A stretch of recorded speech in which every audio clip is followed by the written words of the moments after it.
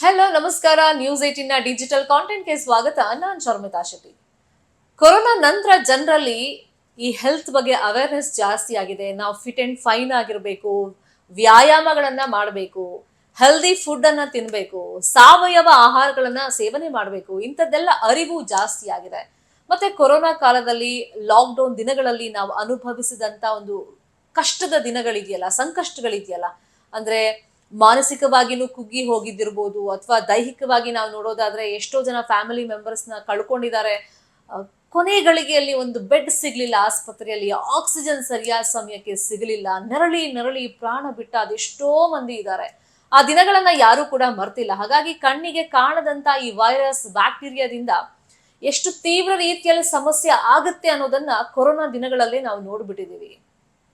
ಕಣ್ಣಿಗೆ ಕಾಣೋರ ಜೊತೆ ಹೋರಾಟ ಮಾಡ್ಬೋದಂತೆ, ಆದ್ರೆ ಕಣ್ಣಿಗೆ ಕಾಣದ ಈ ವೈರಸ್ ಮತ್ತೆ ಬ್ಯಾಕ್ಟೀರಿಯಾ ವಿರುದ್ಧ ಹೋರಾಟ ಮಾಡೋದಿದೆಯಲ್ಲ, ನಿಜಕ್ಕೂ ಕಷ್ಟಕರವಾದಂತ ಕೆಲಸ.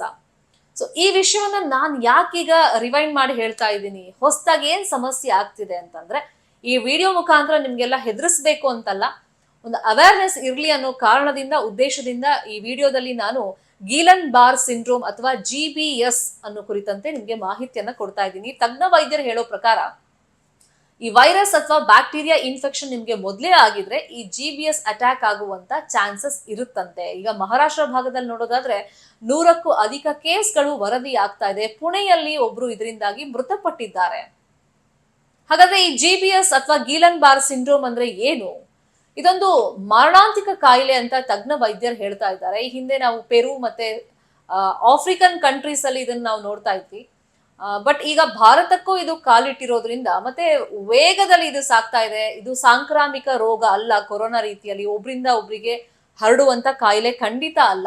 ನಿಮಗೆ ಮೊದಲೇ ಬ್ಯಾಕ್ಟೀರಿಯಾ ಅಥವಾ ವೈರಸ್ ಇಂದ ಇನ್ಫೆಕ್ಷನ್ ಆಗಿದ್ರೆ ಈ GBS ಅಂದ್ರೆ ಗೀಲನ್ ಬಾರ್ ಸಿಂಡ್ರೋಮ್ ಬರುವಂತ ಸಾಧ್ಯತೆಗಳಿರುತ್ತೆ. ಹೇಗ್ ತಿಳ್ಕೊಳ್ಳೋದು ನಾವು? ಸಿಂಪ್ಟಮ್ಸ್ ಏನು ಅಂತಂದ್ರೆ, ರೋಗ ಲಕ್ಷಣಗಳು.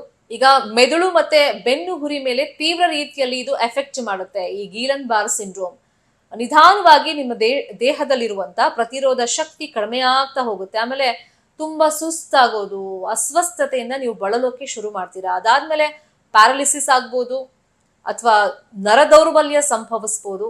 ನಿಮ್ಗೆ ಕೂರೋದಕ್ಕೆ, ನಿಂತ್ಕೊಳ್ಳೋದಕ್ಕೆ, ನಡೆಯೋದಕ್ಕೆ ಏನಕ್ಕೂ ಸಾಧ್ಯವಾಗೋದೇ ಇಲ್ಲ ಅಂತ ಪರಿಸ್ಥಿತಿಯಲ್ಲಿ ನೀವಿರ್ತೀರಾ. ಅಷ್ಟ್ರ ಮಟ್ಟಿಗೆ ನಿಮ್ಗೆ ಸುಸ್ತಾಗ್ತಾ ಹೋಗುತ್ತೆ. ಮತ್ತೆ ಎದೆಯ ಸ್ನಾಯು ಸಮಸ್ಯೆಗಳು ಕೂಡ ಉಂಟಾಗಬಹುದು. ಈ ದೊಡ್ಡವರಲ್ಲಿ ಸಮಸ್ಯೆ ಆಯ್ತು. ಇನ್ನು ಮಕ್ಕಳಲ್ಲಿ ಬೇರೆ ರೀತಿಯಲ್ಲಿ ಈ ಸಿಂಡ್ರೋಮ್ ಕಾಣಿಸುತ್ತೆ. ಹೆಂಗೆ? ಮಕ್ಕಳಲ್ಲಾದ್ರೆ ಉಸಿರಾಟ ಸಮಸ್ಯೆ ಆಗುತ್ತೆ, ಕೈ ಕಾಲು ನೋವು ಬರುತ್ತೆ, ನರ ದೌರ್ಬಲ್ಯ ಉಂಟಾಗುತ್ತೆ. ಇಂಥದ್ದೆಲ್ಲ ಸಮಸ್ಯೆಗಳು ಆಗುತ್ತೆ ಅಂತ ತಜ್ಞ ವೈದ್ಯರು ಹೇಳ್ತಾ ಇದ್ದಾರೆ. ನಿಟ್ಟಲ್ಲಿ ಈಗ ಭಾರತದಲ್ಲೂ ಕೂಡ ಈ ಗೀಲನ್ ಬಾರ್ ಸಿಂಡ್ರೋಮ್ ಬಂದಿರೋದ್ರಿಂದ, ಮತ್ತೆ ಕ್ರಮೇಣವಾಗಿ ಈ ಸಂಖ್ಯೆನೂ ಜಾಸ್ತಿ ಆಗ್ತಿರೋದ್ರಿಂದ, ರೋಗಿಗಳ ಸಂಖ್ಯೆ, ಆದಷ್ಟು ಇದ್ರ ಬಗ್ಗೆ ಎಚ್ಚರಿಕೆ ಇರಲಿ. ಸೊ ಇಂಥ ರೋಗ ಲಕ್ಷಣಗಳು ಕಂಡು ಬಂದಾಗ ಅದ್ರ ಬಗ್ಗೆ ನೆಗ್ಲೆಕ್ಟ್ ಮಾಡಕ್ ಹೋಗ್ಬೇಡಿ ಅಂತ ವೈದ್ಯರು ಸಲಹೆಯನ್ನ ಕೊಡ್ತಾ, ಕೆಲವರು ಹೇಳ್ತಾ ಇದ್ದಾರೆ ಲೈಫ್ ಟೈಮ್ ಇದಕ್ಕೆ ಟ್ರೀಟ್ಮೆಂಟ್ ಅನ್ನ ತಗೋಬೇಕಾಗುತ್ತೆ. ಯಾಕಂದ್ರೆ ನಮ್ಮ ಕಣ್ಮುಂದೆ ಉದಾಹರಣೆ ಇದೆ ಪ್ರಪಂಚದಲ್ಲಿ ನಾವು ನೋಡ್ದಂಗೆ. ಈ ಗೀಲನ್ ಬಾರ್ ಸಿಂಡ್ರೋಮ್ ಬಂದವರು ವೇಗವಾಗಿ ರಿಕವರ್ ಆದವರು ಇದಾರೆ, ಇಲ್ಲ ಅಂತಲ್ಲ. ಬಟ್ ಕೆಲವರು ಲೈಫ್ ಟೈಮ್ ಇದಕ್ಕೆ ಟ್ರೀಟ್ಮೆಂಟ್ ಅನ್ನ ಪಡ್ಕೊಳ್ಬೇಕಾಗತ್ತೆ. ಈ ಗೀಲನ್ ಬಾರ್ ಸಿಂಡ್ರೋಮ್ ಬಂದಂತ ಸಂದರ್ಭದಲ್ಲಿ ಯಾವುದೇ ಕಾರಣಕ್ಕೂ ನಿರ್ಲಕ್ಷ್ಯ ಮಾಡಕ್ ಹೋಗ್ಬೇಡಿ. ಇದ್ರ ಬಗ್ಗೆ ಅರಿವಿರಬೇಕು. ರೋಗ ಲಕ್ಷಣಗಳು ಕಂಡು ಬಂದಾಗ ಇಮಿಡಿಯೇಟ್ ಆಗಿ ಡಾಕ್ಟರ್ ಅನ್ನ ಕನ್ಸಲ್ಟ್ ಮಾಡಿ ಇದಕ್ಕೆ ಟ್ರೀಟ್ಮೆಂಟ್ ಶುರು ಮಾಡುವಂತ ಅಗತ್ಯತೆ ಇದೆ ಅನ್ನೋದು ತಜ್ಞ ವೈದ್ಯರ ಸಲಹೆ.